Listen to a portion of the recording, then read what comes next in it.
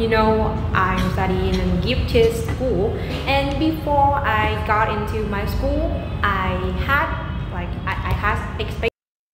Gifted school? We often say high school for the gifted, yeah, for the gifted.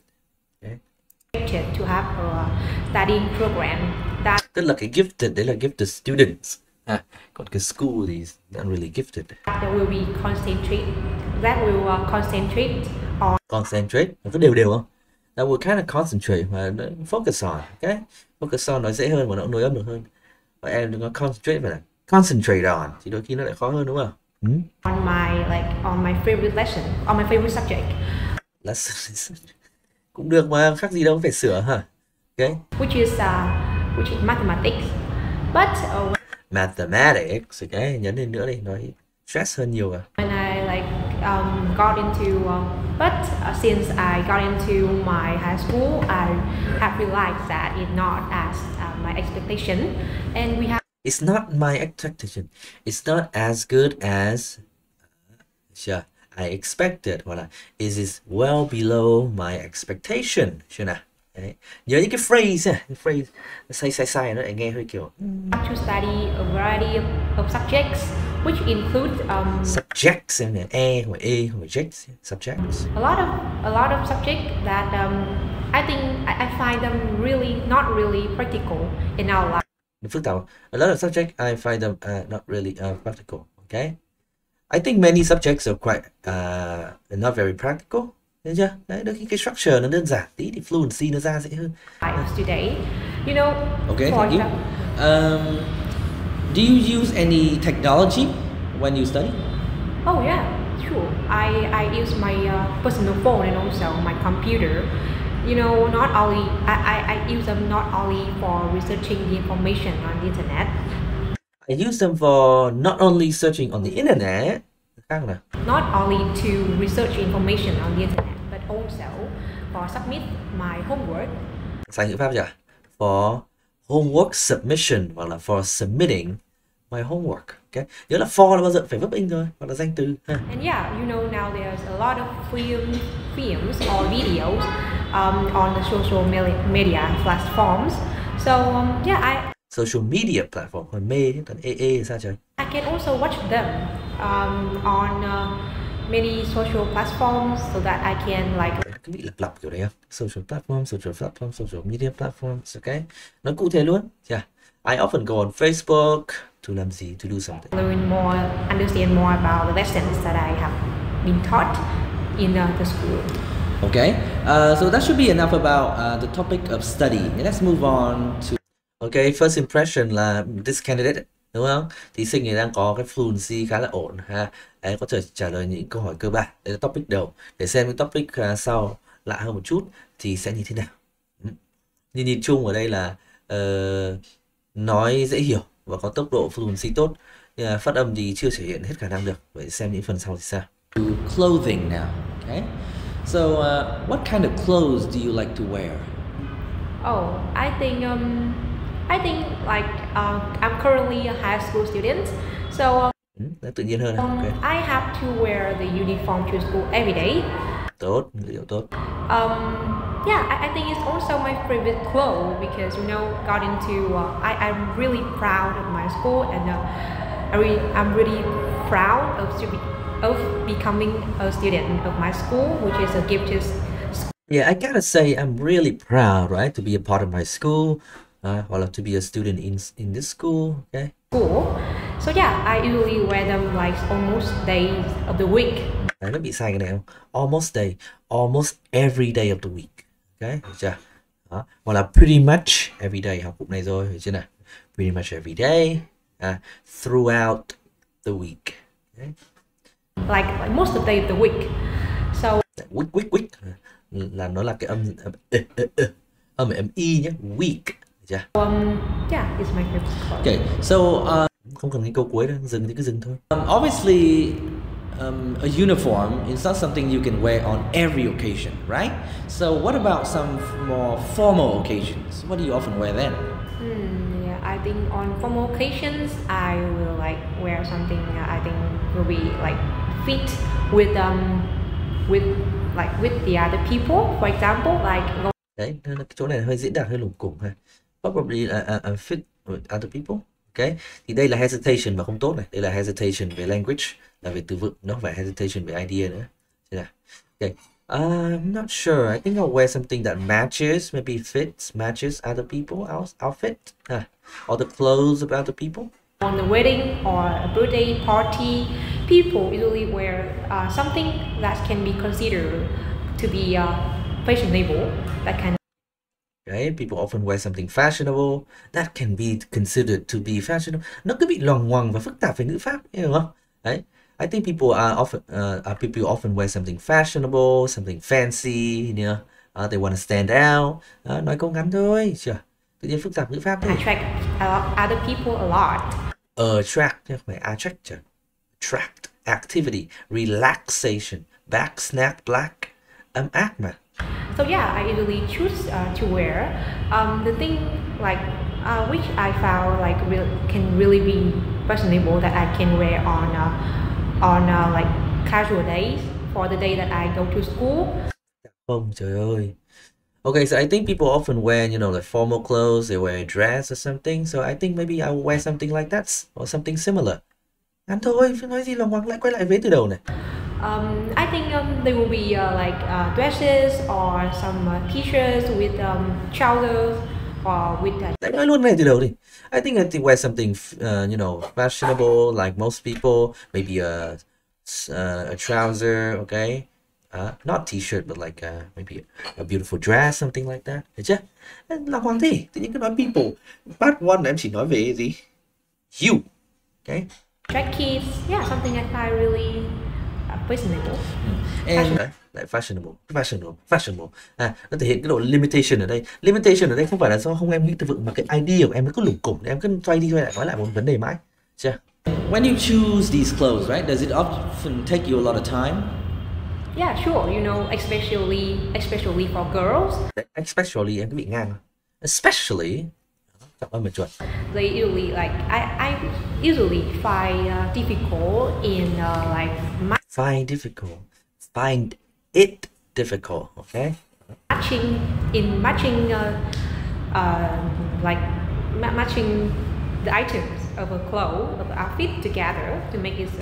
Đừng repetition nghe buồn cười lắm. Of a clothes, of an outfit. Cái từ đầu tiên là từ gì sao? Tại sao cứ phải sửa nhỉ? Of a piece of clothing, of my outfit, chưa nào? Of my outfit, cứ nghĩ đi, cứ tự nhiên nói từ sai rồi thì lại phải đi sửa. Perfect one that I really prefer. So yeah, I think it not if on the casual days it will be much easier because I just have to wear the uniform. But for special occasion, it can. Yeah. Nói dài em phải ngắt. Let's move on to the final part of today is musical instrument. Yeah. Have you ever learned to play any musical instrument? Oh yeah, sure. When I was just 6th grade student, my mom. A 6th grade student. Chúng ta thường nói a 6th grader ha. Grader, or là when I was in 6th grade, or là when I was in grade 6. Took me to a club, and the teacher was her friend. So like he taught me a lot about the classical music, or also the notes in music, so that I can like basically play. Basic nhé, làm gì có basic âm s. Basically nhé, không có cô lý nhé. Basically. Some easy songs with my guitar. Right. Yeah. Do you think that children should learn? Đừng nói là play some notes, cái gì đôi khi nó lại phức tạp, cứ đi vào cái hướng đây nó khó nói ha. Yeah, when I was little, I had a teacher and he was teaching me how to play a guitar. He was teaching me how to play a piano. Okay, I was really into music at the time. Chậm hết. How to play a musical instrument when they're in school? Oh, definitely. You know, because students in school, especially like for the high school, there will be a lot of activities for them to take part in. So đây không dùng gì nhỉ? Tương lai được ha? Dùng hiện tại thôi.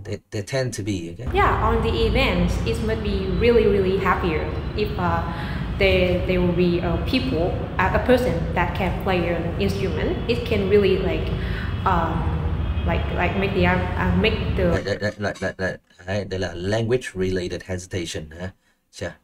I think it's gonna be very fun, very exciting. Tại sao không dùng những từ đơn giản vậy? Cứ đi tìm cái từ gì đây? Happy atmosphere among the people. So yeah, it can be a good way for you. Em thấy không? Em nghĩ được là happy atmosphere among the people, em mất hết fluency rồi đâu. Thế tại sao phải hy sinh thế? You to bond with another. Okay. Well, thank you. So that is the end of part 1. Now let's move on to part 2. So in this part, I would give you a topic, and you have 1 minute to take notes and 2 minutes to speak. Okay. So here is your topic. I want you to describe to me an interesting person that you have not met, but you would like to know more about. Okay. 1 minute starts now. Okay, so 1 minute.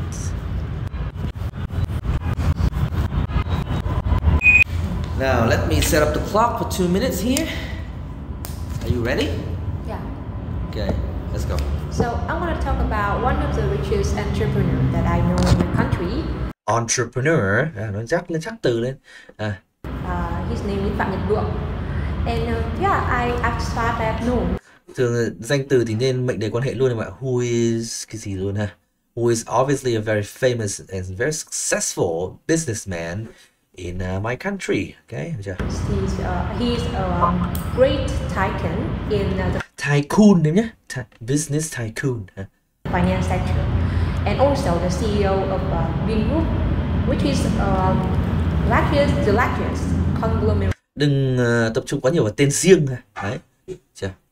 The largest conglomerate. Conglomerate. Okay, conglomerate. Đã xác định dùng từ khó là phải đọc chuẩn, không thì nó lại phản tác dụng.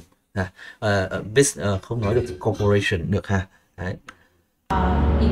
In our country, focusing on many fields, from like healthcare to education, ranging from healthcare, education, to accommodations, and also the necessities in our life. Like for example, he builds a lot of like supermarkets for us, which are named Vinmart. Đấy, cái which are named cái gì? Sao cứ tập trung vào tên riêng nhỉ? Thông tin về tên riêng nó là về thông tin về tiếng Việt, nó đâu thể hiện ngôn ngữ gì của em đâu. Quan trọng gì nó là tên riêng, đúng không? Cho thông tin khác đi. Yeah. And 4 years. Thì có thể nói là, okay, so he actually built or opened up a lot of supermarkets, which, you know, provide better access, right, for people to buy groceries, buy food, near their home, so they don't really have to go far away. Đấy, kiểu vậy, diễn đạt nó ra chỉ có cái tên riêng quan trọng quá gì, đúng không nào? He has really been a philanthropist, and one thing I like about him is that he's actually also a philanthropist. Okay, chuyển ý chứ? He raised a lot of fund for the underprivileged people. Đấy, underprivileged, nó ngang không? Underprivileged children, yeah. And also the students in the mountainous provinces. For example, provinces, đây là cái lỗi lặp đi lặp lại là lỗi E và lỗi O là em hay bị sai nhé. Provinces.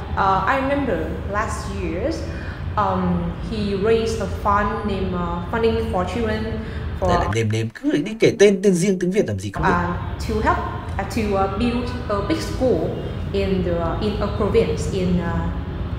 Có thể là khả năng là em đang bị đọc cái tài liệu gì em nghe mọi cách nào trả lời em đang bị cuốn mà cứ nói cái gì em phải name cái gì đấy, nên là bị cuốn theo cái hướng đấy, cố gắng sửa cái đấy. In like near Hanoi, yeah. So it really helped them. It was really helped them to be educated, to like have a better quality of life. Okay, give them a chance for an education, yeah.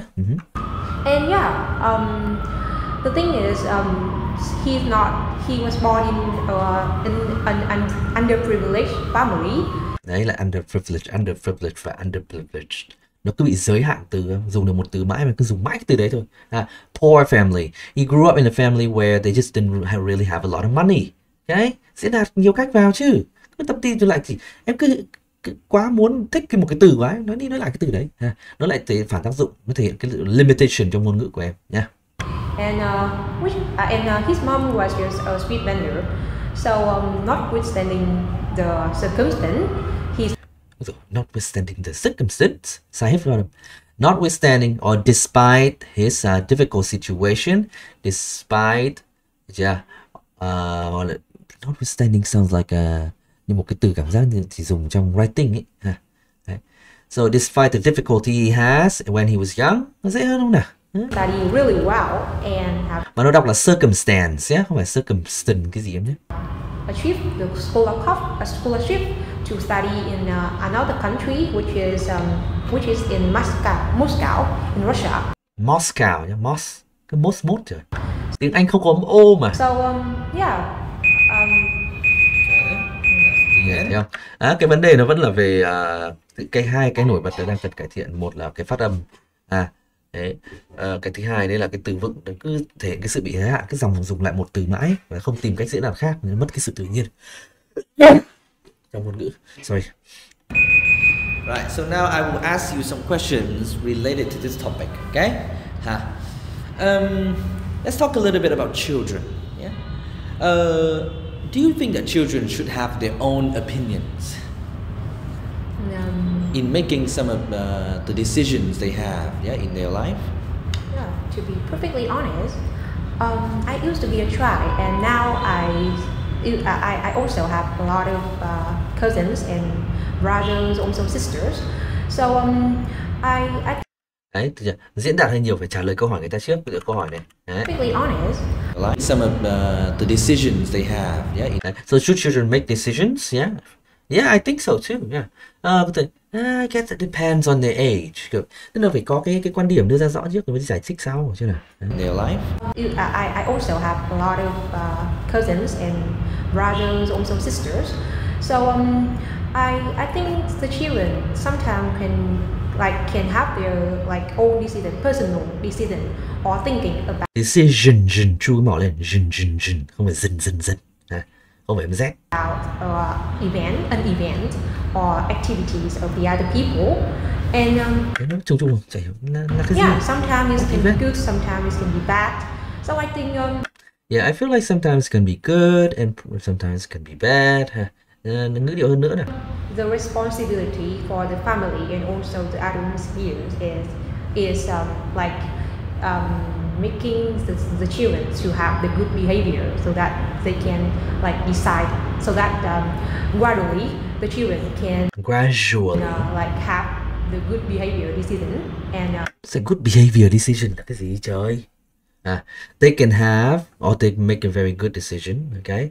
Nếu vẫn chưa đi cụ thể được, chả hiểu là decision gì mà cần bố mẹ decision gì thì là tự làm được, vẫn chưa hiểu, chưa nói giải thích được. avoid the nasty actions. Nasty action là action nào? What action? For example, one of my brothers in the past. Trong cái trường hợp những cái câu như thế này em nên nói rõ hết một vế rồi nói chuyển sang vế kia, nó dễ hơn rất là nhiều ha. Đó là I feel like for some decisions, children should make on their own. So I think maybe choosing their favorite subject is a good one, because you don't want your parents to force you to study something you don't like, right? But at the same time, or having said that, having said that, I feel like for some more important decisions like choosing your study program in university, who you make friends with, especially when you're young, right? And some of the bad habits that you have, that's when parents should, help you to make a more informed, a better decision. Right? He used to think that go to school was really time consuming for him because he time consuming ha, sẽ sai cứ zoom nhỉ, tức là em đang có một cái lối nói nó là hơi cứ chuyển âm Z nhiều, âm S em chuyển hết âm Z.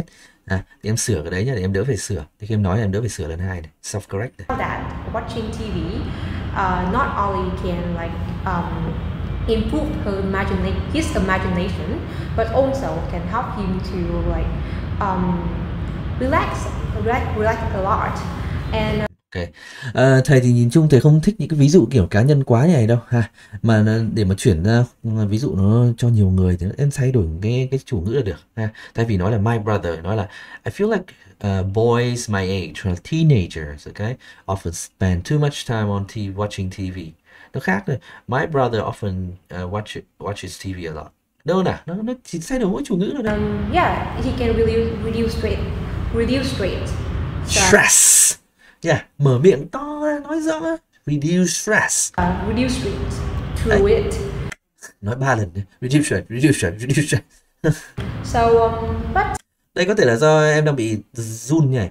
Trong cái trường hợp như này, cố gắng hít thở sâu, bình tĩnh lại, được chưa? Đấy, em đừng bị cuống này, tự nhiên em nói lặp liên tục mà giảm hết fluency. Her family, like, instead of scold him, her parent, Đấy, instead of getting angry at him, kệ cái từ scold đi, trời ơi.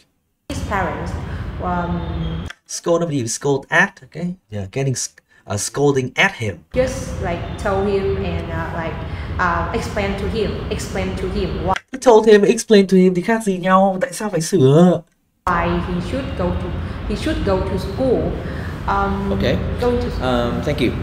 Now, em phải ngắt tại vì câu chuyện nó không đi đâu nữa cả ha. Nó cứ lặp đi lặp lại nhiều lần quá. The topic of meeting new people, yeah. So, what are some of the common ways, or some locations, yeah, in your city that people often come and meet each other?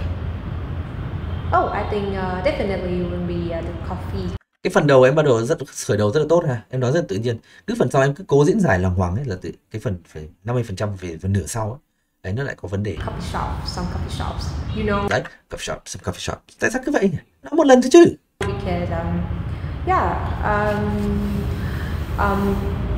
Because you know, because the drink or the food.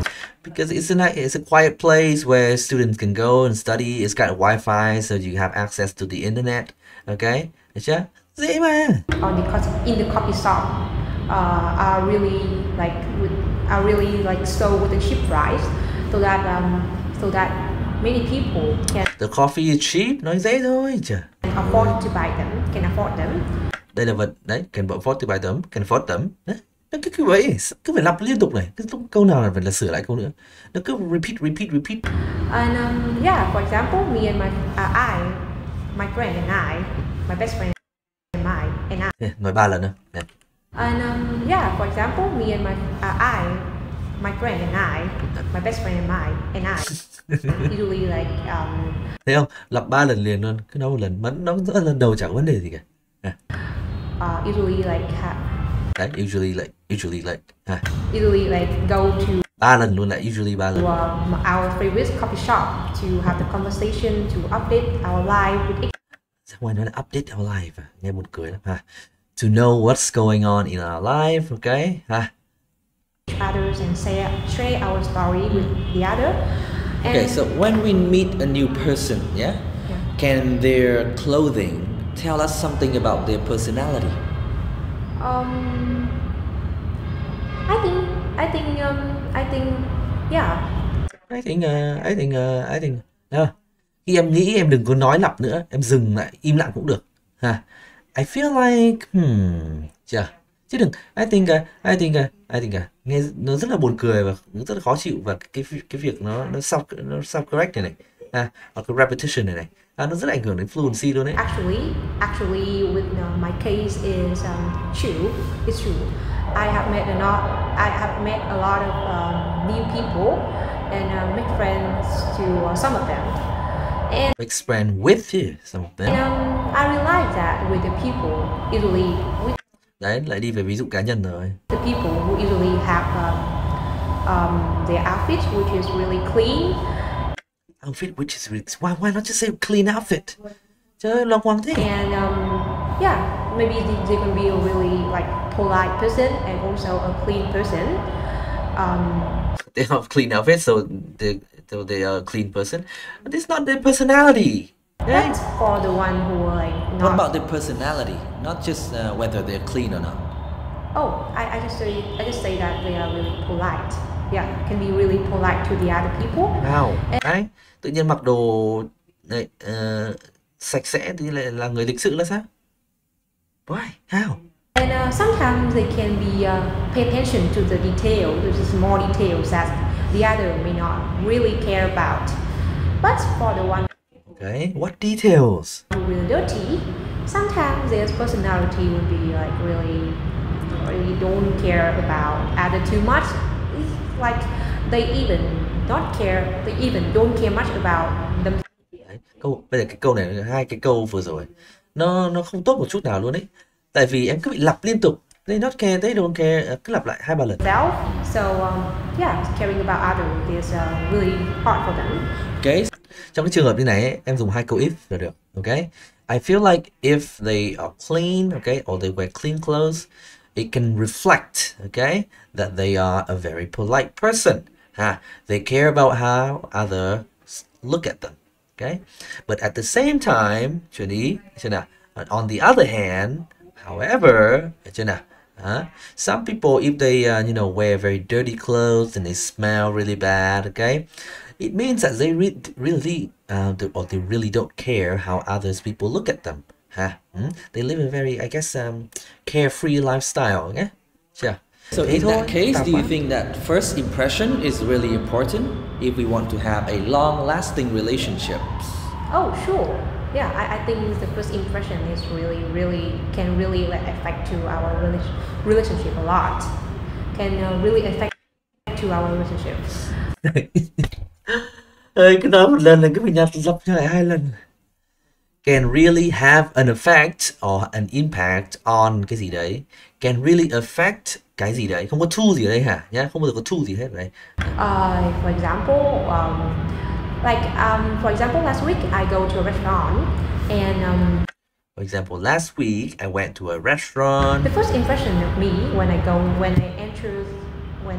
My first impression was, okay, so for first impression of me, I just entered the restaurant, the facial expression of the staff, and yeah, she was really annoyed or something. I don't know, but this can somehow affect the feeling of the customer about the restaurant, and I don't know why, but no lie là cái gì? I don't know why. Nói rõ rồi nhá, chẳng nghe được. When I ignore it and I just ask. Ignored it, nói em đi sang không thì quá khứ mà. Ask some question about the cuisine. Ask some question, trời ơi, ask chứ. Bắt đầu đi sang cơ bản, từ cơ bản luôn này. Ask some question about the cuisine and also my food. Trời ơi, food khác và cuisine chứ. Cuisine nó là style of cooking, tức là phong cách nấu ăn của từng nước.